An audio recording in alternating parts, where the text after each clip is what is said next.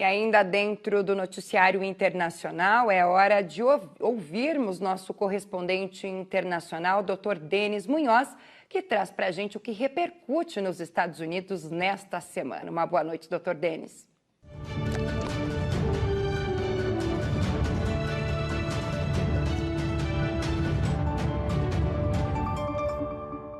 Muito boa noite, Thaís. Muito boa noite a você, meu amigo e minha amiga da Rede Mundial.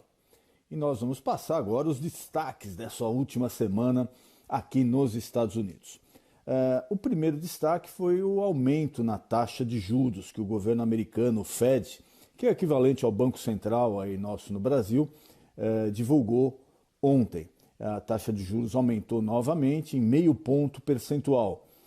Um pouco abaixo até do que se esperava em 0,75, mas mesmo assim ela está muito alto pelos padrões aqui da economia americana. Ela vai agora com esse último aumento aí trafegar entre 4,25, 4,50 ao ano. Isso é muito alto para a economia americana. Para se ter uma ideia, antes do Covid, essa taxa flutuava em mais ou menos 1,25 ao ano. Essa é uma medida do governo aqui dos Estados Unidos para tentar brecar o processo inflacionário, que também disparou nesses últimos 18 meses aqui.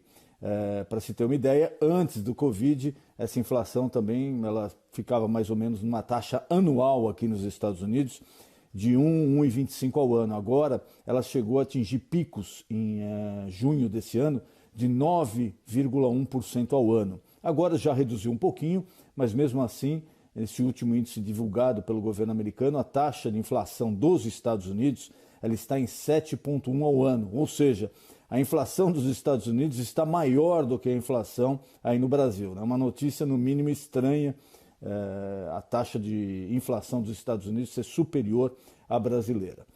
O outro destaque fica pela divulgação por parte do Departamento de Energia aqui dos Estados Unidos sobre a fusão nuclear. Ela foi realizada com sucesso. Pela primeira vez, essa energia ela gerou mais energia do que consumiu. É uma energia limpa, segura. Isso foi alvo aqui de comemoração por parte das autoridades americanas, dos cientistas. E ela é diferente, essa fusão nuclear, a grande diferença, e que deixa também todos os cientistas animados, é que ela é uma energia limpa. Ela é diferente do outro processo, que é a fissão nuclear, que ela sim poderia gerar riscos nucleares, resíduo, poluição. Essa fusão nuclear, ela não gera, não ocasiona o perigo de um acidente nuclear. Então, pela primeira vez, é um trabalho de décadas que vem sendo realizado aqui nos Estados Unidos, essa fusão nuclear gerou mais energia do que consumiu. Então, lógico, não é uma coisa para curto prazo, mas a médio prazo é uma energia limpa, é uma energia sem risco de acidentes nucleares, sem risco de poluição, que consegue dar um passo significativo aqui e é alvo de comemoração por parte dos cientistas norte-americanos. Vamos falar um pouquinho também sobre a guerra da Ucrânia, né? Infelizmente, a invasão. A inteligência britânica ela detetou agora recentemente que a Rússia pretende aumentar o seu orçamento militar de uma forma como nunca antes aconteceu, inclusive até com a possibilidade de utilizar fábrica de automóveis para a produção de tanques.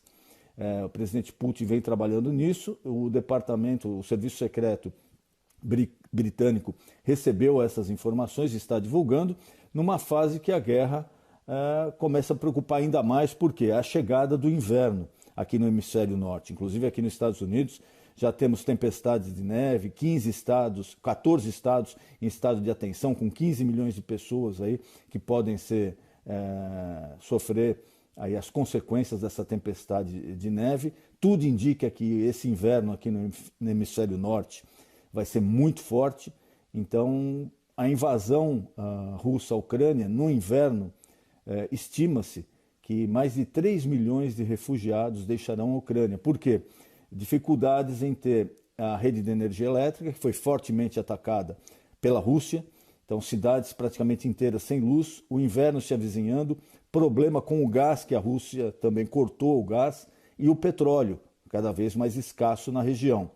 Então, essa guerra da Ucrânia, infelizmente, nós devemos ter más notícias até o final desse ano e começo do ano que vem, com a chegada também do inverno aqui no hemisfério norte. Os Estados Unidos já pediram um aumento também de verba para o Congresso para enviar mais armamento à Ucrânia para tentar reequilibrar as forças. A Rússia tem enfrentado um desgaste enorme, mas essa promessa do presidente Putin de manter a guerra e até com riscos nucleares, que ele divulgou essa semana aqui, teve uma repercussão muito negativa. Inclusive, autoridades têm cobrado um posicionamento mais severo, tanto dos Estados Unidos quanto da comunidade europeia, no que diz respeito à invasão da Ucrânia.